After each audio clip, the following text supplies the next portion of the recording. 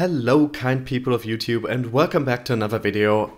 There are some interesting things happening in the crypto world right now, despite them maybe not all making headline news. So let's get into a few stories today, and let's start with one that I wanted to talk about yesterday, but I wanted to think about it a bit more before I talk about it on the channel, so let's do it right now. And that is a former BitTorrent executive talking about TRON. Of course, when TRON purchased BitTorrent earlier this year for, I believe it was 120 million US dollars, there was a lot of controversy surrounding that, and a lot of people from BitTorrent left, including some high-ranking officers within the company.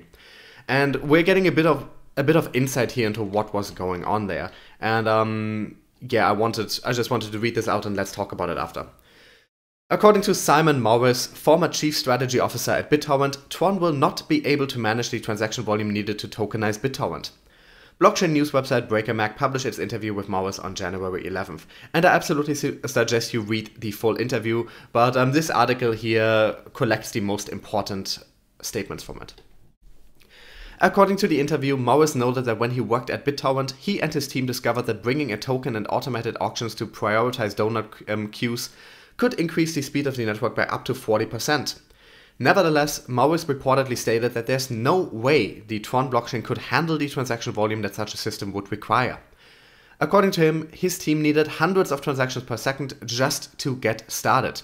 He added, "You hear all the, excuse me, bullshit out there? Oh, this does 10,000 transactions a second. It's all crap. We were going to melt TRON, literally destroy it." I believe this is the first time that someone who was actually closely working with TRON has just outright said that they are lying about the capacities of their protocols. But they have been accused of that in the past. Further, BreakerMag reports that, according to Morris, there is little reason to believe the other claims about BitTorrent's TRON-based token BTT. As Morris allegedly described TRON, it's basically a marketing machine layered on a very thin veneer of technology. Once again, I don't think he's wrong here, and he has some deeper insight than a lot of us do, because he has worked closely with the TRON team in the takeover of the company.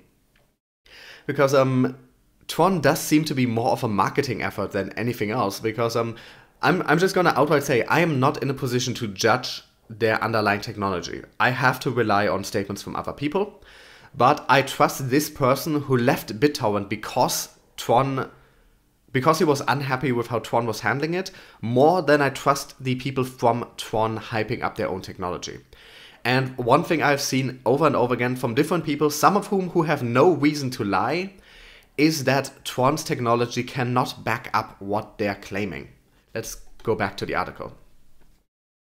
Explaining his point of view, he reportedly told the news outlet that Justin Sun is very strong at marketing, but that he doesn't have a technical bone in his body.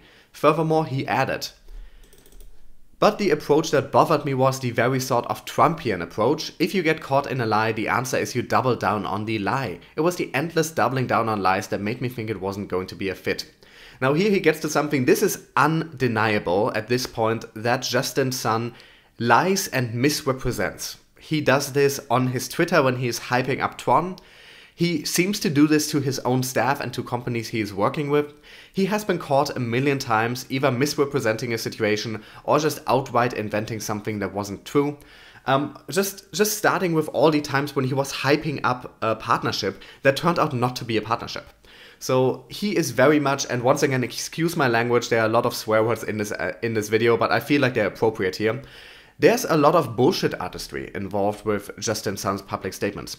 Now, I do give TRON the benefit of the doubt that their technology might be worthy, because they do have a pretty decent sized staff. They do put a lot of funding into development, and a lot of dApps are being developed on top of TRON. So I don't think their technology is completely worthless, completely useless, because none of this would probably be happening.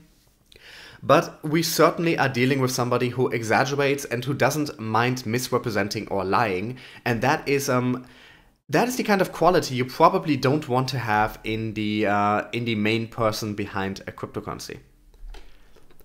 Morris left BitTorrent in July last year, reportedly after concluding that he would not be able to develop any trust in the relationships with TRON executives. BreakerMac reports that when Morris confronted Sun about TRON's allegedly plagiarized code and white paper, Sun replied, "We have come to consensus that this did not happen and we have moved on."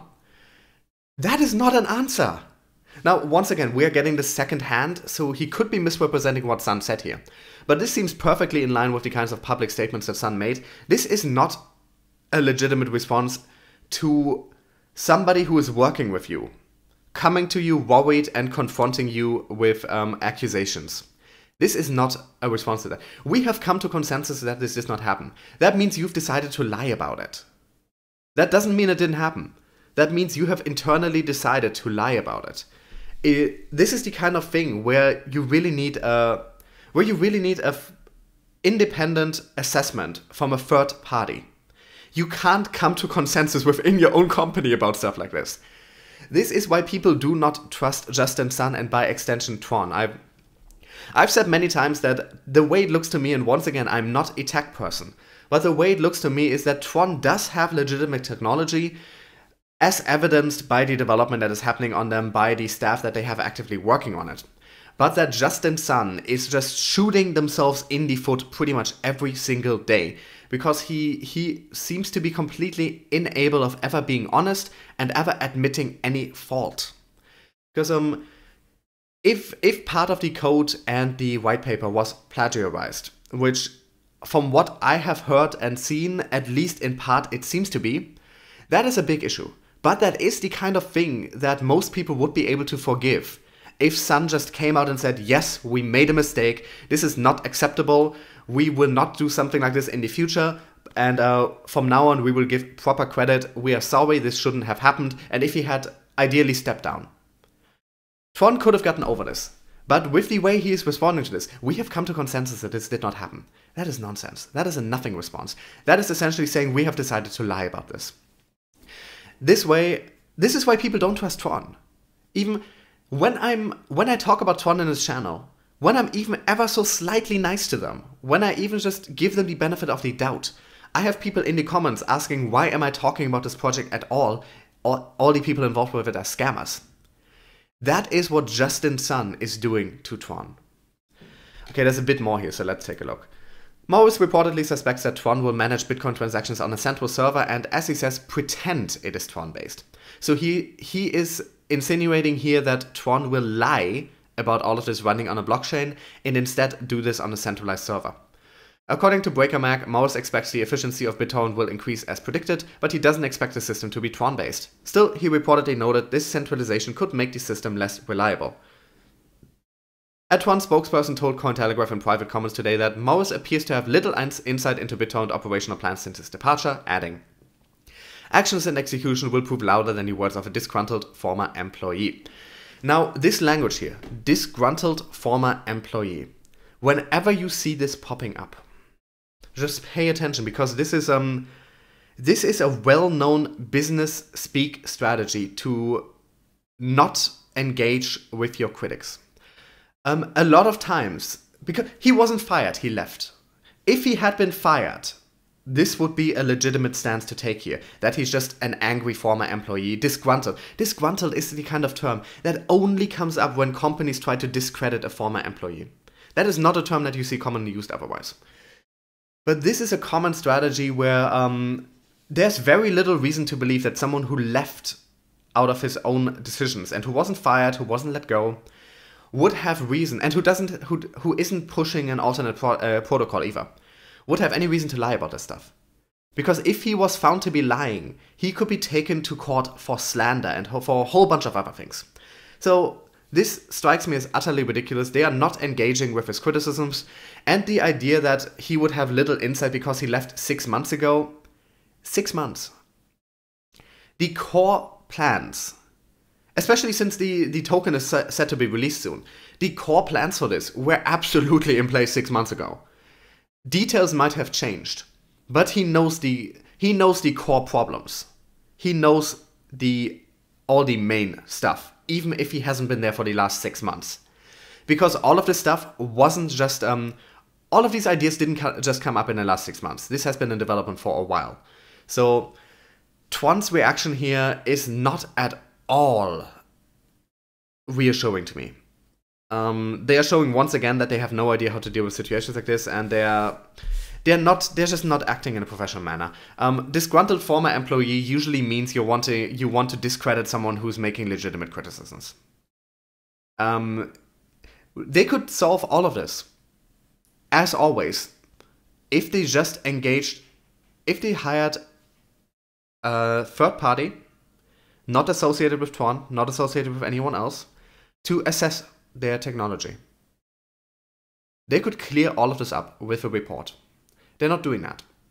So, as much as I want to give TRON the benefit of the doubt, and as much as I do think that the price development in the future will probably be positive, because ultimately in this immature crypto market, it doesn't matter how good your product is. It matters what image you have. And right now they have a lot of supporters, they have a lot of fans, essentially. So I do think that TRON is probably still a good investment to make, because the price will probably go up. But I can't give these people the benefit of the doubt anymore, and Justin Sun in particular. And this interview coming out with someone who was high up in BitTorrent, who left because he couldn't trust Justin Sun, and because it appeared to him that this technology was not possible, that TRON would have to lie about this. This is really making this whole already bad situation with the allegations of plagiarism, with all the other stuff, with the fake partnerships. This is making all of that even worse, and at this point I cannot trust TRON or Justin Sun in any way. Let's continue. We have a Bloomberg article here. They have found that Bitcoin whales seem to be moving again. Overlooked amid a resumption of digital asset market volatility is a resurgence of activity by anonymous owners of long-dormant Bitcoin accounts that suggests more dramatic price swings lie ahead. Starting in October, a large number of holders who hadn't touched their Bitcoin for between 6 months and more than 2.5 years began moving their coins, according to analytics provider Flipside Crypto. The trend has continued since the start of the new year, with so-called digital wallets that have been active in the last 30 days now holding about 60% of the circulating supply, the Boston-based firm found. It's definitely a big shift, Eric Stone, head of data science at Flipside, said in an interview. There's more potential than usual for price swings. And here you see in a graphic, this is actually pretty spectacular. From June to September, the number was always around 3.8 million inactive accounts. And then from 1 month to the next, that dropped from 3.8 million to 2.8 million. And then remained at that number for the next 2 months. This is some kind of organized effort. This is not something that naturally happens. This is an entire fourth, more than a fourth, of all the accounts, after 3 months of stability, all deciding at once to start moving their money again. And then everything else remained the same again. This is some kind of calculated effort, and something is being set up here. The supply of active Bitcoin has risen 40% since last summer, according to Stone. Similar wallet activity preceded large price swings in 2015 and 2017. 2 years ago, the uptick foreshadowed the surge that took the coin's price to a record high of almost $20,000 towards the end of the year. Bitcoin has since slumped to around $3,650. The concentration of ownership is what makes the activity so potentially market moving. Often referred to in the industry as whales, about 1,000 addresses control 85% of all Bitcoin and include many early investors that have remained relatively inactive during the stratospheric price surge and collapse of the past 2 years. We have definitely seen that many long-time holders of Bitcoin are becoming active, said David Bolter, Chief Executive Officer of Flipside. And here we see in another graphic all the movement. And this is the number of addresses that moved, so it's essentially the other way round of looking at the same data. So what we're seeing here is a whole lot of movement between people who hold a lot of Bitcoin in circulation, all at the same time. But none of this seems to have impacted exchanges in any way yet. So it remains to be seen what is happening here. But generally, this means that somebody is on the move and might even be planning to manipulate the market. This could also be what happens before a major sell-off, but I don't necessarily expect that any of the long-term investors who have been holding for years would be selling off in this current bear market.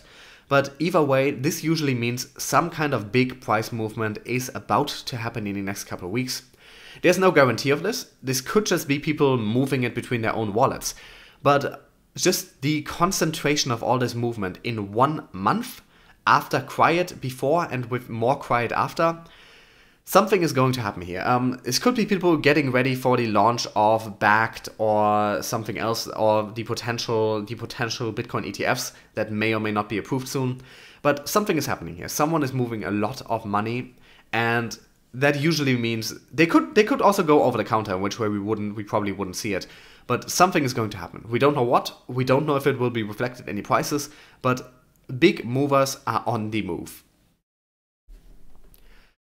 Let's just really briefly talk XRP, because it was listed on yet another exchange, and one that is actually pretty important. With the cryptocurrency market undergoing an unprecedented shift in the prices, many critics of the space are predicting the advent of the infamous bear run. We're already in a bear run, but okay. After Bitcoin's crash below the $4,000 market, many altcoins followed suit, with the charts displaying a red spread. In the midst of the price crash, XRP has received some reprieve with its addition on the Gibraltar Stock Exchange-owned GBX DAX. The addition comes in the wake of XRP's slip from its number 3 position on the chart. Once again, AMB Crypto doesn't seem to know what it's saying in half of these sentences. It slipped from 2 to number 3 and since then back to number 2, and that is assuming CoinMarketCap numbers. XRP will be traded as 5 different pairs: XRP US dollar, XRP Euro, XRP British Pound, XRP Ether, and XRP Bitcoin. The announcement by the exchange stated, "We're excited to announce that Ripple's XRP is now listed on the GBX DAX, the world's first regulated and insured digital asset exchange owned by an EU stock exchange." So we don't really need the rest of this article. But what we're seeing here is once again that XRP is having a fantastic start into this year.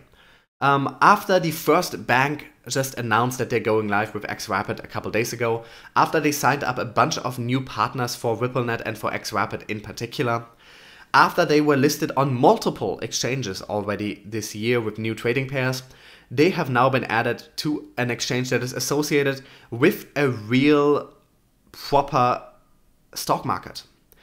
This, of course, lends a massive amount of legitimacy to XRP within the European market. And we're also seeing more fiat pairings than crypto-crypto pairings, meaning that people can directly buy XRP without having to go through Bitcoin or Ether or anything else. This is very good for XRP, and we're going to see a lot more of this in 2019, I believe. I said it before, I think 2019 will be the year of XRP. We have so much happening already. We have everything just gearing up like crazy. Let's look a bit more long term, because a lot of central banks have been looking into digital currencies. A lot of them have considered at some point making their own cryptocurrency, and most of these plans now seem to be on ice, but it's still relevant to look at just how many central banks have heavily looked into the issue. A survey commissioned by the Bank of Central Banks, the Bank of International Settlements, has disclosed that even though central bank digital currencies are being researched by a big number of reserve banks, the work is mostly conceptual. Consequently, only a handful of them have any intentions of issuing a CBDC, that is a central bank cryptocurrency, in the near future. The survey finds that a wide variety of motivations is driving an increasing number of central banks to conduct conceptual research. However, only a few central banks have firm intentions to issue one within the next decade. And here you have the actual data. Global Central Bank survey shows that digital currencies in whatever form are unlikely to be issued, widely anytime soon. Per the survey, which was conducted in 2018, about 70% of the central banks indicated that they are already engaged in CBDC work or will be in the near future. This was a slight increase from 2017, when the figure was around 65%. Most of these central banks that are not engaged and won't be engaged in CBDC work hail from tinier jurisdictions or have more urgent priorities. So yeah, most of these are not planning to put one out in the next 6 years or so, but keep in mind also that cryptocurrency has not gone as mainstream as a lot of us would like it to quite yet. What I always say is to think in the long term, to think in 10 to 20 years, not in 1 to 2 years. And most of these banks understand that there will be very little of a demand or of a point in pushing out a cryptocurrency in the next year or two. But they are understanding that this might be a future reality and are doing the research early. So if in 10 years we get to the point where cryptocurrencies have become the new normal, and where governments want to get in on it by issuing their own cryptocurrencies. These banks will be ready, and that is what we should take away from this. Not that they're not planning to do something immediately, but that they're looking at the situation, that they're considering it, and that they will be ready should conditions change in the future.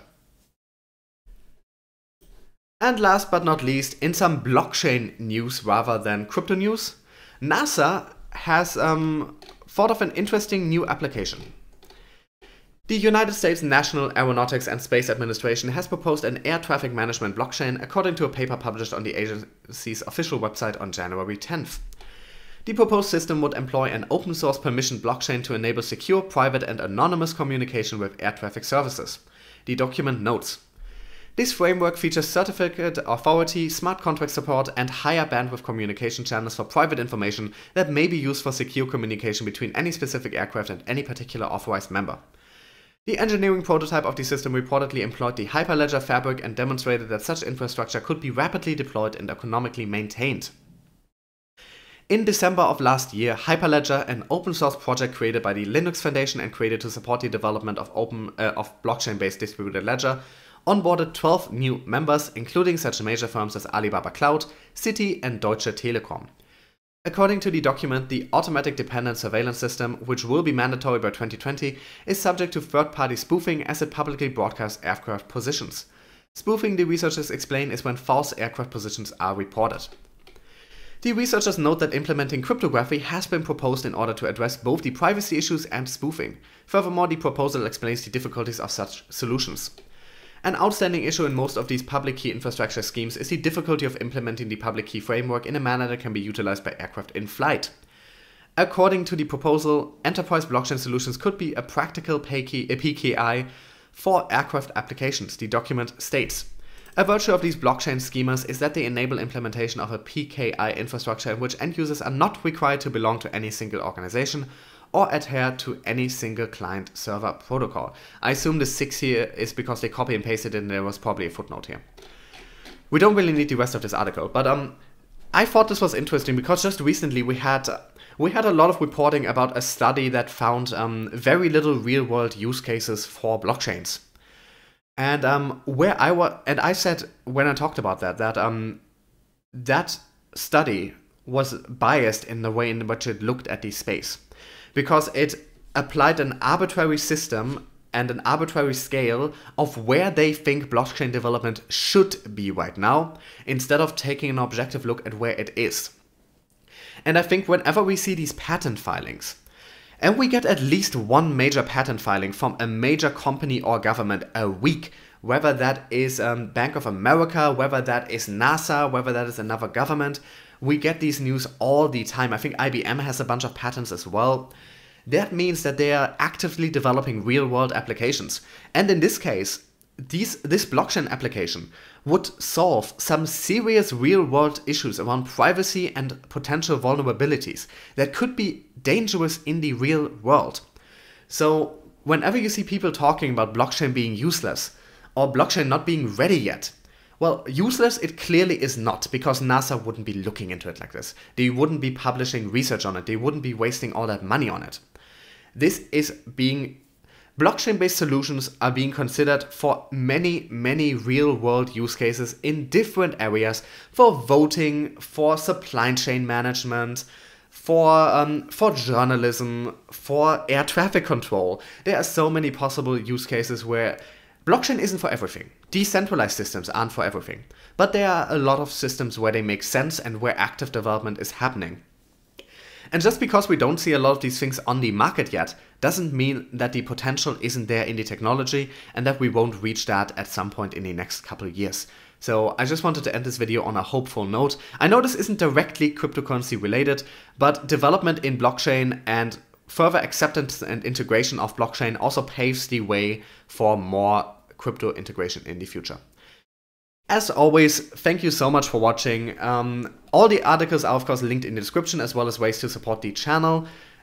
If you like my content and would like my channel to do well, I would really appreciate if you just left a like and comment under my videos, if you could make that a habit. And I've been told lately that some people weren't getting notifications.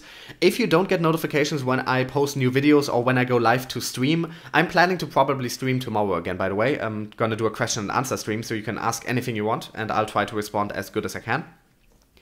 If you want to make sure you get notified, next to the subscribe button, there should be a little bell. And when you hit that, you can turn on all channel notifications. That way you should get a notification on the YouTube website or on your mobile phone whenever I post a new video or when I go live for a stream. Then you don't miss videos anymore. Thanks for watching, and I'll be back with you guys either later today or tomorrow.